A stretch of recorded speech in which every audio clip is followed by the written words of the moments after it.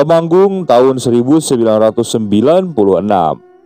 Saat itu aku baru saja membeli sebuah rumah di pelelangan yang diadakan oleh salah satu bank milik negara. Harganya pun lumayan murah, rumahnya bagus, tapi karena mungkin sudah bertahun-tahun tidak dihuni, ada beberapa bagian yang harus direnovasi. Rencananya nanti aku akan tinggal di situ bersama istri dan anakku yang berusia 2 tahun. Tapi sebelum itu, memang rumah itu harus direnovasi dulu. Singkat cerita, setelah direnovasi, tibalah hari pertama aku harus menempati rumah itu. Memang saat pertama kali datang ke sana atau tinggal di situ, tidak ada kejadian aneh. Cuman waktu datang dan masuk, anakku yang berumur 2 tahun itu mendadak jadi rewel. Dia ingin pulang dan kembali ke rumah kontrakanku yang dulu kami tempati. Jadi saat itu aku pikir wajar, mungkin karena memang belum terbiasa. Hingga hari pun berlalu.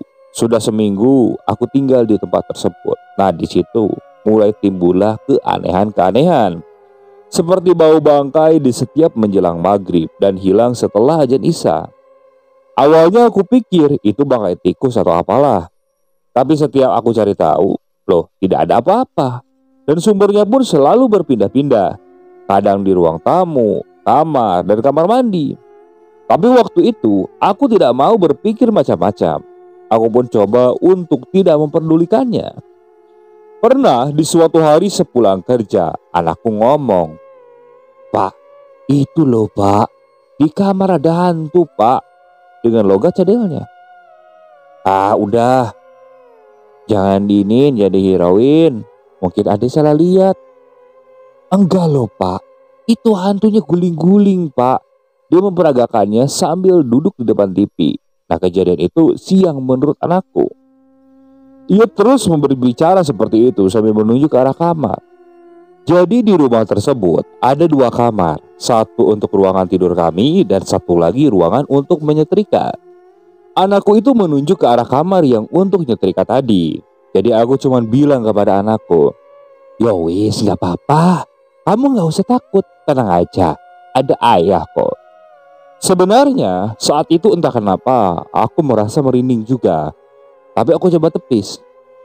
Saat akan hendak mandi, dengan penasaran aku masuk dulu ke kamar tersebut. Kamar yang ditunjukkan oleh anakku. Dan tahu apa yang aku temukan di sana? Di situ aku mendapati ada tanah-tanah basah di atas kasur lantai di kamar tersebut. Aku coba memegangnya dan memang benar, tanah itu basah. Dan seketika itu juga tercium bau bangkai. Namun sebentar terus hilang. Dan saat itu juga aku memutuskan untuk langsung membersihkannya tanpa memberitahu istriku. Setelah itu aku pun bergegas untuk mandi. Terus setelah kejadian itu, entah kenapa aku menjadi kepikiran, ada apa ini sebenarnya? Karena itu aku coba mengadu kepada ayahku. Nah, setelah aku menceritakan panjang lebar, ayahku cuma berkata, "Sudah aku bilang, dulu saat kamu bilang mau beli rumah itu, aku sudah menyarankan jangan dibeli rumah itu." Memang dari awal ayahku ini tidak setuju kalau aku membeli rumah ini. Tapi memang akunya yang ngeyel. Dan mumpung ada kesempatan, namanya orang hidup pasti ingin punya rumah sendiri. Tapi sekarang sudah terlanjur. Ayah pun menyarankan untuk mengadakan yasinan dan tahlilan di rumah itu. Hingga diadakanlah prosesi itu, mengundang tetangga di sekitar rumah. Bersyukurnya para tetangga cukup baik dan antusias. Ramai sekali. Dari ruangan tamu sampai teras depan terisi penuh. Mungkin hampir tidak cukup makanan yang harus kami hidangkan. Tak lupa para ibu-ibu pun juga membantu istriku di dapur. Singkat cerita, akhirnya acara itu pun selesai. Dan para tetangga mulai ngobrol sembari menikmati hidangan. "Semoga betah ya mas tinggal di sini," kata Pak RT mewakili para warga. Selang mungkin sekitar 1-2 jam kemudian, satu persatu warga mulai berpamitan. Tinggallah 3 orang di sana, aku, Pak RT, dan Pak Kaum. Nah, Pak Kaum ini berprofesi sebagai ustadz. Kita pun asik ngobrol kemana-mana, dan aku pun berpikir untuk bertanya kepada mereka tentang rumah ini. Dengan agak ragu, aku bertanya kepada mereka, khususnya Pak Kaum, tentang kenapa dan ada apa di rumah ini. Aku pun menceritakan beberapa keanehan yang aku alami. Nah, di sini terjadilah percakapan panjang antara kami bertiga. Dan memang sangat kusut.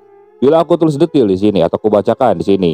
Jadi intinya dari pembicaraan ini akhirnya hanya berupa nasihat agar aku lebih giat beribadah dan menguatkan iman. Aku sebenarnya tahu kalau mereka sebenarnya menutup-nutupi tentang bagaimana rumah ini.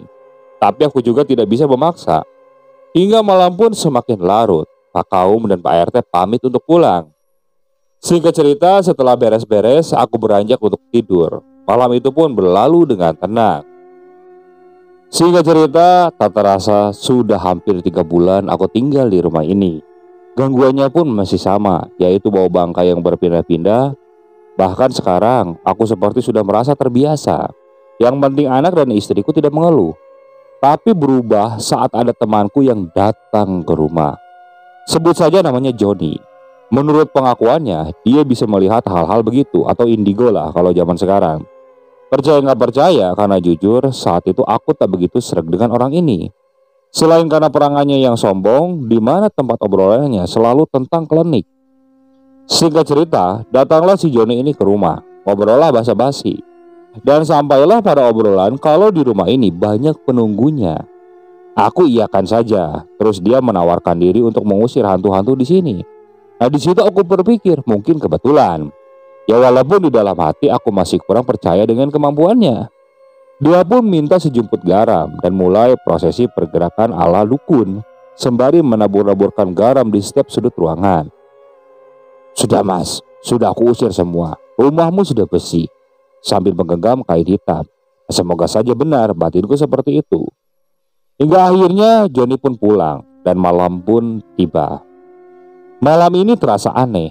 Perasaanku gusar dan tak tahu sebabnya apa. Hawanya panas sampai aku memilih untuk tidur di ruangan tamu. Waktu itu tengah malam, saat aku mulai tertidur, ada suara yang membuatku terjaga. Seperti suara kerincingan. Suaranya dari teras rumah. Karena penasaran, aku coba untuk mengintip dari tirai. Suara kerincingan itu masih ada. Aku tengok ke kanan dan ke kiri. Perlahan suara itu hilang. Tapi ketika aku berpaling, suara kerincingan itu lagi semakin keras. Suaranya tidak lagi berada di depan rumah, tapi di dalam rumah. Suara itu terus berbunyi. Aku terus melihat ke kanan dan ke kiri, memperhatikan sekeliling di sana. Tidak apa-apa. Tidak ada sesuatu di sana. Dan tak berapa lama, ada sesuatu yang jatuh di depanku. Di situ aku sempat loncat. Dan saat aku memperhatikan lebih seksama, itu di depanku, aku melihat ada sosok pocong. Kainnya lusuh, mukanya tertutup rapat, kecuali mulutnya dengan suara yang berat. Sosok itu lalu berkata, "Pergi dari sini." Seketika semuanya menjadi gelap. Aku terbangun keesokan harinya di tempat yang sama di mana aku melihat sosok tersebut. Dan hari itu juga aku langsung demam tinggi. Saat istriku bertanya kenapa aku tiduran di situ, sengaja aku tidak menceritakan yang sebenarnya aku lihat di sana. Aku khawatir istriku menjadi sangat ketakutan. Namun semenjak kejadian itu, kejadian demi kejadian menakutkan kerap kali aku alami di rumah ini. Jujur, hampir setiap malam aku sering mendengar suara kerincingan tersebut. Suara kerincingan lalu disusul dengan aroma bau bangkai. Dan di situ apa yang aku lihat? Sosok pocong. Namun kadang sosoknya itu hanya melintas. Jadi ketika aku akan pergi ke kamar mandi malam hari, aku berjalan. Di situ mulai tercium aroma bau bangkai. Dan saat aku nengok di sebelahku, sekelebat pocong itu seperti melompat, menembus tembok dan hilang. Dan itu terjadi hampir setiap malam ketika aku keluar kamar untuk sekedar nonton TV ataupun ke kamar mandi.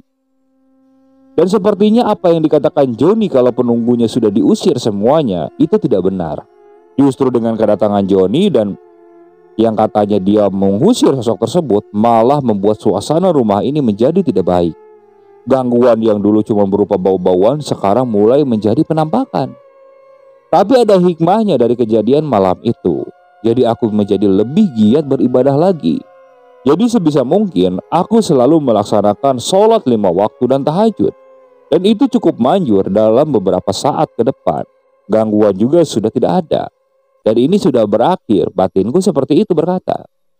Hampir minimal 4 kali dalam seminggu aku melakukan sholat tahajud. Rasa takut di rumah pun mulai berangsur hilang. Nah, aku pikir dengan giat beribadah mungkin semua sudah berakhir. Aku mulai takabur di dalam hati. Tapi ternyata semuanya belum berakhir. Suatu malam, aku terbangun pada pukul 3 dini hari. Dengan percaya diri, aku pergi ke kamar mandi untuk mengambil wudhu. Tidak ada perasaan apa-apa waktu itu. Sampai ketika aku mulai berwudhu dan membasuh muka, nah di situ seperti tercium bau bangkai yang menyengat. Tapi sebentar. Nah, aku sempat berpikir sejenak. Tapi setelah bau itu hilang, jadi aku berpikir mungkin cuma perasaan saja. Aku pun berjalan menuju tempat sholat. Nah, sedikit gambaran, jadi kiblat tempat sholat kamarku itu kebetulan menghadap ke pintu dan jendela. Aku pun mulai sholat tahajud. Dari rakaat pertama, awalnya biasa saja. Tapi saat sujud, nah di situ aku mulai tidak khusyuk. Bau bangkai itu tercium lagi, sangat menyengat. Entah kenapa aku merasa ada yang mengamati dari jendela depan. Nah di situ perasaan takut mulai muncul. Tapi aku tetap coba lanjutkan. Di rakaat kedua, aku sudah tidak berani lagi melihat ke depan. Karena memang sepertinya benar ada sosok yang berdiri di balik jendela itu. Dan ketika aku membaca surat pendek setelah Al-Fatihah, aku mendengar sangat jelas. Ada yang menirukan doa yang aku bacakan. Suaranya berbisik. Dan saat itu, kalau aku dengarkan lebih seksama, nadanya seperti mengejek. Nah di situ perasaanku seperti tidak karuan. Aku berdiri terpaku dan tidak bisa bergerak. Lidah pun seperti keluh, tak mampu berkata-kata. Jelas, ini suara dari sosok yang ada di depanku. Dan entah apa yang aku lakukan, aku malah melihat ke arah depan. Dan di situ memang benar ada sosok pocong. Sosok itu terus mengucap, Qul huwallahu ahad, Qul huwallahu ahad. Terus diulang-ulang sambil menggerakkan kepalanya. Suaranya juga semakin jelas dan berteriak. Dengan kepalanya yang terus bergoyang-goyang seperti mengejekku. Entah berapa lama, akhirnya aku merobohkan diri sambil menutup mata. Di dalam hati aku berdoa sebisanya. Dan suara sosok pocong itu pun perlahan menghilang setelah terdengar suara azan subuh berkumandang. Sekarang kita pindah ke sudut pandang istrinya si narasumber. Kita sebut saja Mbak Yati. Sebenarnya dari awal, saat kami menempati rumah ini, aku sudah mengalami hal yang tidak wajar. Namun aku tidak berani bercerita kepada suamiku. Aku takut bikin dia kecewa karena beli rumah itu memang tidak mudah. Seperti di malam pertama aku tidur di rumah ini, aku bermimpi didatangi sosok pocong. Sebenarnya aku juga masih bingung karena itu terlalu nyata untuk sebuah mimpi. Sampai aku memutuskan ini bukan mimpi biasa. Jadi begini ceritanya. Malam itu kami lelah tentunya. Baru saja pindahan, barang-barang pun masih belum tertata dengan rapi. Setelah berhasil menidurkan si kecil, kami lanjut menata barang-barang sampai agak malam. Nah kira-kira pada pukul 11-an, kami berdua mencium bau bangkai. Sangat bau. Aku kira seperti itu. Dan aku pikir mungkin itu adalah bangkai tikus. Karena sangat mengganggu, aku dan suami mencoba mencarinya. Kami mencari kemana-mana, ke semua sudut ruangan, tetapi tidak ketemu. Sampai akhirnya bau itu hilang dengan sendirinya. Nah sudahlah, kami tidak berpikir macam-macam. Karena lelah, kami pun memutuskan untuk tidur. Nah di dalam tidurku, aku bermimpi ada sosok wanita tua yang sedang mendekati anakku. Wajahnya seram, rambutnya kusut, matanya tajam. Dia mengelus-ngelus kepala anakku. Di dalam mimpi itu, anakku takut dan menangis. Dan tiba-tiba saja, sosok wanita tua itu mengeluarkan sebuah arit seperti hendak melukai anakku. Aku spontan langsung meraih anakku dan berlari menjauh. Dalam mimpi itu, kakiku terasa berat sekali untuk berlari. Pokoknya sembari aku menjauh, sesekali aku nengok ke belakang. Dan dengan anehnya, sosok wanita tua itu perlahan berubah menjadi sosok pocong dan terus mengejarku. Tiba-tiba saja di situ ada suamiku dan meraih anakku. Tapi pocong itu masih terus mengejar. Sampai akhirnya aku terjatuh dan pocong itu menindih dadaku. Wujudnya dipenuhi oleh tanah yang menempel. Wajahnya tertutup kain dan hanya mulutnya yang terlihat. Dia tertawa-tawa sambil menggeliat seperti berjoget-joget di atas dadaku. Itu sangat mengerikan. Sampai aku sulit untuk bernapas.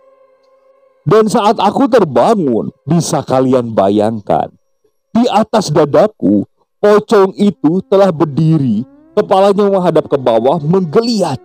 Sampai-sampai tanah yang menempel di kain-kainnya itu berjatuhan di wajahku.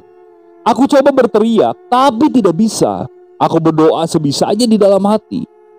Dan saat itu juga, aku kembali langsung tak sadarkan diri. Entah berapa lama aku tak sadarkan diri, namun saat aku terbangun, aku melihat anakku yang tadinya tidur di tengah kami berdua, sekarang sudah duduk di lantai dan menangis. Sepertinya aku bermimpi, tapi kalau untuk mimpi sepertinya itu sangat nyata. Benar-benar nyata.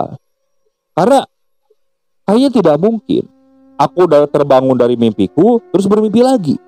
Kayaknya itu sangat tidak mungkin. Dan saat aku melihat kasur, nah di situ aku baru sadar. Ternyata ada beberapa ceceran tanah. Bahkan tanah tersebut menempel di baju-bajuku. Aku saat itu benar-benar ketakutan. Tapi semenjak kejadian itu aku memutuskan untuk tidak bercerita kepada suamiku. Ya walaupun sebenarnya tidak akan betah sebenarnya aku tinggal di rumah itu. Tapi di sisi lain aku tak ingin mengecewakan dia, karena kami sudah terlanjur mengeluarkan uang yang tidak sedikit untuk membeli rumah ini. Dan benar saja, aku akan melewati hari-hari yang tak wajar di tempat ini. Yang paling sering terjadi adalah adanya ceceran tanah basah di lantai. Ceceran itu panjang, bahkan kalau diurutkan bisa dari teras depan sampai pekarangan belakang, dan selalu berhenti di dekat sumur yang sudah tidak terpakai di belakang rumah. Aku sapu saja. Entah kenapa saat aku menyapu ceceran tanah itu, aku merinding. Pernah ada kejadian aneh di siang hari. Jadi waktu itu suamiku masih kerja. Jadi aku di rumah berdua dengan anakku. Waktu itu aku lagi masak di dapur dan anakku duduk di dekat aku. Entah bagaimana, aku agak lupa dan tiba-tiba anakku hilang. Awalnya cuma kupanggil-panggil saja, tapi kok gak nyaut. Nah di situ aku mulai cari-cari kan. Dari depan gak ada, di kamar juga tidak ada. Sambil aku panggil-panggil, nah di situ aku mulai panik.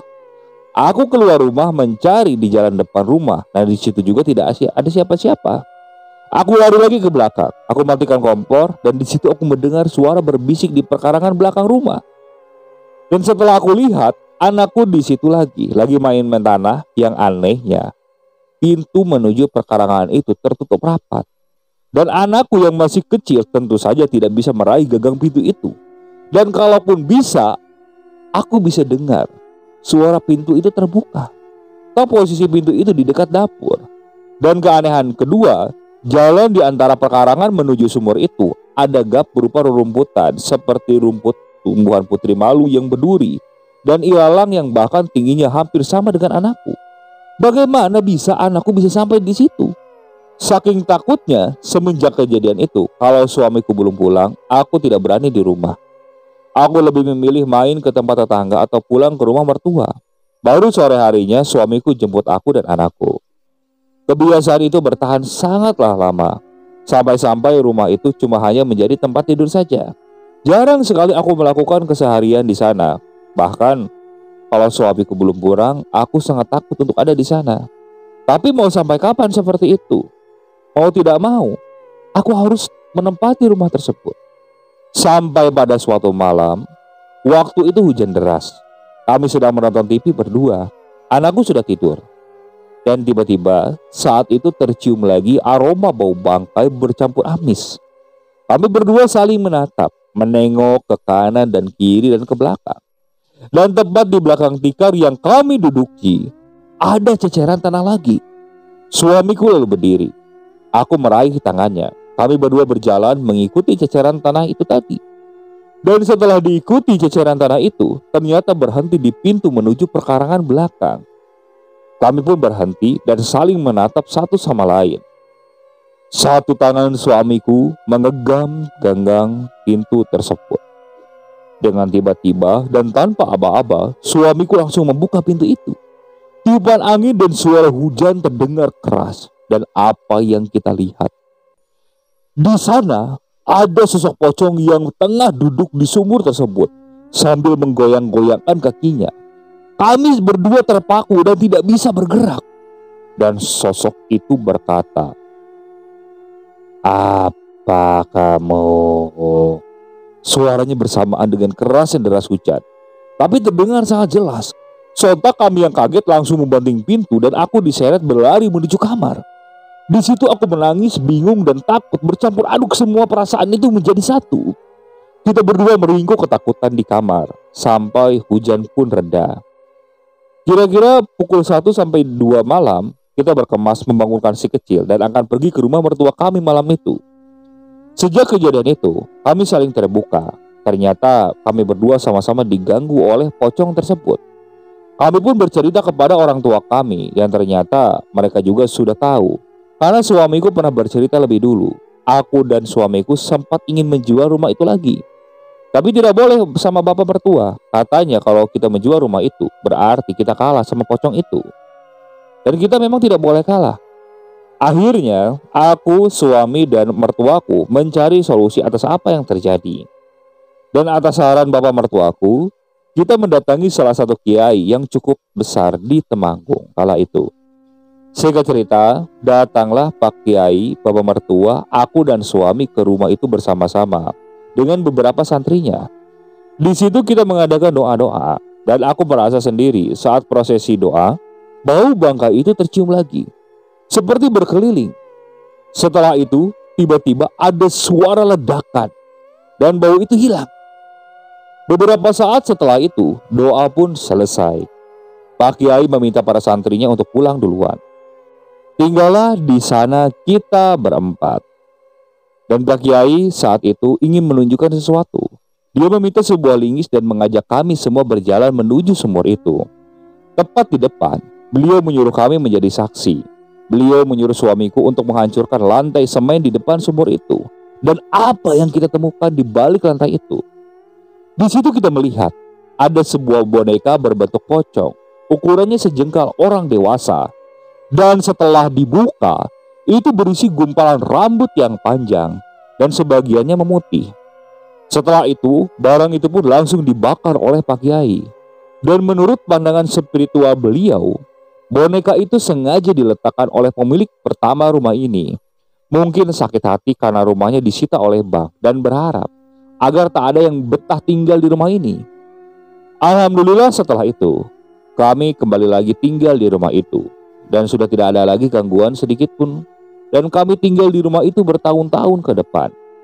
Tapi sayangnya di tahun 2005 karena alasan pekerjaan kami harus pindah. Dan rumah itu terjual di tahun 2007. Oke, sekian untuk cerita kali ini. Saya mohon maaf apabila masih banyak kekurangan dalam pembawaan ceritanya. Saya ucapkan banyak terima kasih kepada para penonton yang benar-benar setia mengikuti cerita dari channel Keramat Horor ini. Semoga kalian selalu diberikan kesehatan, dilancarkan rezekinya, dan dijauhkan dari musibah. Terus ikuti cerita yang dibawakan oleh channel Keramat Horor ini. Assalamualaikum warahmatullahi wabarakatuh.